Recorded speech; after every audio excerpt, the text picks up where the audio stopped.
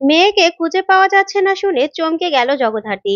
হ্যাঁ বন্ধুরা, এমনটাই দেখা যাবে, তাই সম্পূর্ণ জানতে ভিডিওটিতে লাইক দিয়ে চ্যানেলটি সাবস্ক্রাইব করে দেখতে থাকুন।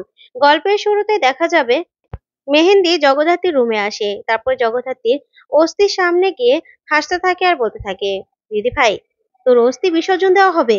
তারপরে সারা জীবনের জন্য এই পৃথিবী থেকে তোর চিহ্ন মুছে যাবে, মুছে যাবে।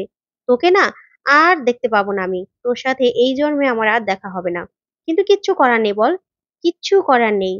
আমাকে টাকার লোভে যে গ্রাস করেছে টাকার লোভে আমাকে। তাই তো আমাকে বেনারস যেতে হবে, বেনারস।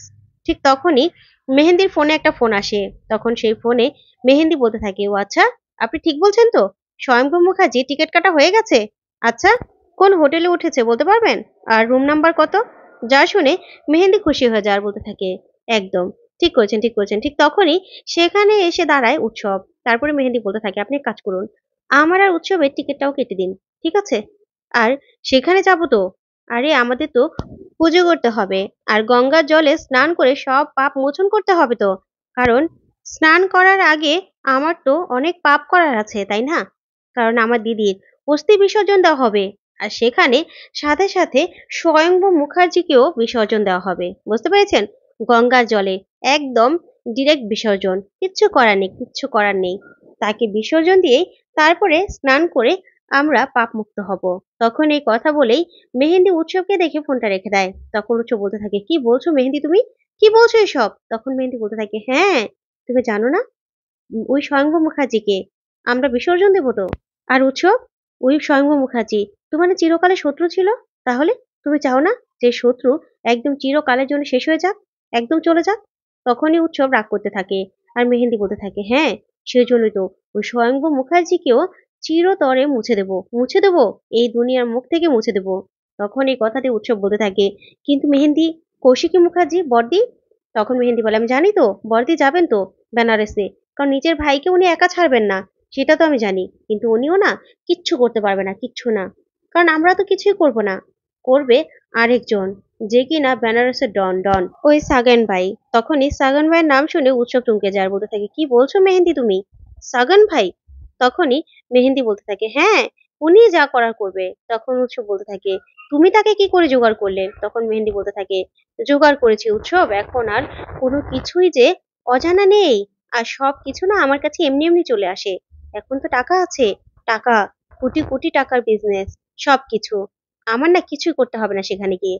আমি শুধু গঙ্গা বক্ষে হাওয়া খাবো, হাওয়া। আর মায়ের কাছে গিয়ে পুজো দেবো। আর যা করার ওই সাগান ভাই করবে। যা শুনে উৎসব খুশি হয়ে যায়। তারপরে মেহেন্দি বলতে থাকে, বাড়িতে না কাউকে কিছু বলার দরকার নেই, বুঝেছো? বলবে আমরা ব্যবসায়ের কাজে বাইরে যাচ্ছি, ঠিক আছে? তখন এই কথা বলেই মেহেন্দি হাসতে থাকে। অন্যদিকে দেখা যাবে রাজনাথ স্বয়ংবর স্বয়ংবর করে চিৎকার করতে থাকে। তখন বৈদেহী বলতে থাকে, এ কি রাজনাথ, তুমি স্বয়ংবরকে কেন ডাকছো?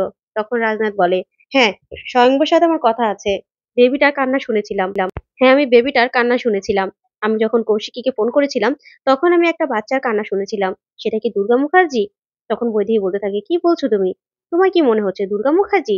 তখন রাজনাথ বলতে থাকে, সেটাই তো হবে। তাহলে কি দুর্গা প্রথমবার কান্না করলো? এই দুনিয়ার বুকে নিজে যে এসেছে সেটা জানান দিল? কি হতে পারে? না, স্বয়ংবর কোথায়? স্বয়ংবরকে আমাকে জিজ্ঞাসা করতে হবে, স্বয়ংবর কাছে জানতে হবে। ঠিক তখনই সেখানে চন্দ্রনাথ চলে আসে। ওইদিকে বৈদেহী তখন বলতে থাকে, স্বয়ংবর তো বাড়িতে নেই, ও তো বেনারস চলে গেছে জগদ্ধাত্রীর অস্থি বিসর্জন দিতে। তখন এই কথাতেই রাজনাথ বলতে থাকে, স্বয়ংবর বেনারস চলে গেল? তাহলে কৌশিকী, কৌশিকী কোথায়? কৌশিকীকে আমি জিজ্ঞাসা করব। ও, ওর কাছে কোন বাচ্চাটা কান্না করেছিল? তখন চন্দ্রনাথ বলতে থাকে, কৌশিকীও তো বাড়িতে নেই, ও অনেক রাত করে বাড়িতে ফিরেছিল। তখন রাজনাথ বলতে থাকে, তাহলে কোথায় ও? ওর সাথে আমি কথা বলবো। কোন বাচ্চা কান্না করেছিল? ও নিশ্চয়ই দুর্গা মুখার্জির কাছে গিয়েছিল, না হলে অন্য কোনো বাচ্চার কাছে তো কৌশিকী যাবে না, যাবে না কৌশিকী। তাহলে কি দুর্গা মুখার্জি সুস্থ হয়ে গেল? ও কি সুস্থ হয়ে গেল? আমার নাতনি, আমার নাতনি, আমার জ্যেষ্ঠ পুত্র আর জ্যেষ্ঠ ছেলের বউয়ের প্রথম কন্যা সন্তান, সে কি সুস্থ হয়ে গেল, আমাদের কাছে ফিরে আসবে? তখন চন্দ্রনাথ বলতে থাকে, কি জানি, ফিরে নাও আসতে পারে। এই পর্যন্ত আসতে পারবে কিনা জানি না। তখন রাজনাথ অবাক হয়ে যায়, বলতে থাকে, কি বলছিস চারুদু তুই? তখন চন্দ্রনাথ বলতে থাকে, হ্যাঁ, অনেক টাকার গেম চলছে, অনেক টাকা, বড় একটা কর্পোরেট গেম চলছে। এতে যে কি হবে কেউ বলতে পারছে না, কেউ না। বৌদি চলো। তখনই চন্দ্রনাথকে রাজনাথ বলতে থাকে, তোরা কোথায় যাচ্ছিস? কোথায় যাচ্ছ তোমরা? তখন বৈদেহী বলতে থাকে, আমরা বেনারস যাচ্ছি। বেনারস পাপ মোচন করতে। তখন এই কথাতেই রাজনাথ বলতে থাকে, পাপ মোচন মানে? তুমি কার কথা বলছো? নিজের কথা বলছো নাকি? তখন বৈদেহী বলে, না, আমার কথা নয়। সব থেকে বড় পাপই হলো ওই মেহেন্দি মুখার্জি। মেহেন্দি মুখার্জিকে আমি শেষ করে দেব। যা শুনে রাজনাথ পুরো চমকে যায়। তখন চন্দ্রনাথ বলতে থাকে, বৌদি ছাড়ো তো, চলো এখান থেকে। তখন বৈদেহী আর চন্দ্রনাথ সেখান থেকে চলে যায়। তখন রাজনাথ কাঁদতে থাকে আর বলতে থাকে, আমার পরিবারটা কি তাহলে শেষ হয়ে গেল? ভেঙে চুরে শেষ হয়ে গেল? নাকি ওই দুর্গা মুখার্জি 10 হাত নিয়ে আসছে পরিবারটাকে জোড়া লাগাতে, সবাইকে জোড়া লাগাতে? জানি না তো। তারপরে দেখা যাবে রাজনাথ হসপিটালে চলে আসে। হসপিটালে এসে ডক্টরকে বলতে থাকে, আমার নাতনি দুর্গা মুখার্জিকে আমি দেখব। আর আমি সেদিন কৌশিকীকে ফোন করার পরেই একটা বাচ্চার কান্নার আওয়াজ পেয়েছিলাম। আমার নাতনি দুর্গা মুখার্জি, ও কি সুস্থ হয়ে গেছে? ও কি কান্না করছে? বলুন ডক্টর, বলুন। তখন রাজনাথের সঙ্গে সানভি, গরিমা আর গুঞ্জনও আসে। তখনই ডক্টর বলতে থাকে, সেটা আমি কি করে বলবো? কি বলতে চান আপনারা বলুন তো? তখন রাজনাথ বলে, আমার নাতনিকে আমি দেখতে চাই। আমার নাতনিকে আমরা দেখতে চাই। তখন ডক্টর বলে, দেখুন, এখন ভিজিটিং টাইম নয়, আপনি দেখতে পারবেন না। আর আপনি এসব কথা আমাকে কেন বলছেন? আমাকে কেন জিজ্ঞাসা করছেন?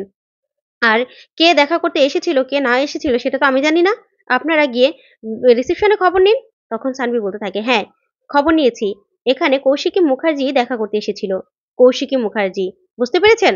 তখন এই কথাতেই ডক্টর ভয় পেয়ে যায়। তারপরে রাজনাথ জোর করে বাচ্চার এনআইসিউর সামনে গেলে দেখতে পায় যে বাচ্চার বেডটা ফাঁকা, বাচ্চা নেই। তখন রাজনাথ বলতে থাকে, বাচ্চা কোথায়? বাচ্চা কোথায় গেল? কোথায় গেল বাচ্চা? তখন গুঞ্জন সহ সবাই দেখতে পায় যে বাচ্চার বেডটা খালি। তখন বলতে থাকে, তাই তো ডক্টর, বাচ্চা কোথায়? তখন ডক্টর পুরো ভয় পেয়ে যায় আর বলতে থাকে, কি বলছেন আপনারা? বাচ্চা নেই মানে? তখন সানভি বলে, হ্যাঁ, আপনি গিয়ে দেখুন, বাচ্চাটা এখানে নেই তো। তখন ডক্টর এসে বলতে থাকে, তাই তো, বাচ্চাটা কোথায় গেল? এই বলেই ডক্টর কাউকে ফোন করে আসতে বলে। তখন রাজনাথ বলতে থাকে, কি বলছেন আপনি? বলুন বাচ্চাটা কোথায়? জবাব দিন, বাচ্চাটা কোথায়? না হলে এখন আমি লোকাল থানায় যাব, আমি সাধু ফটাকওয়ালের কাছে যাব, আপনাদের সবার নামে আমি কেস করব। তখন ডক্টর বলে, দেখুন বাচ্চাটা কোথায় সেটা দায়িত্ব তো আমার নয়, আমি একজন ডক্টর। আপনি মনে হয় গুলিয়ে ফেলছেন। আর সবার আপনাদের কাছেই কিন্তু বাচ্চাটার সিকিউরিটির দায়িত্ব ছিল, তাহলে সেটা আমি কি করে বলবো? তখনই সবাই মিলে রাজনাথকে বোঝানোর চেষ্টা করে, কিন্তু রাজনাথ কিছুতেই বোঝে না আর বলতে থাকে, না, আমার নাতনি দুর্গা মুখার্জি কোথায়? দুর্গা মুখার্জি কোথায়? আমাদের বাড়ির বংশধর, সে কোথায়? ডক্টর, আমার নাতনিকে খুঁজে দিন আপনি।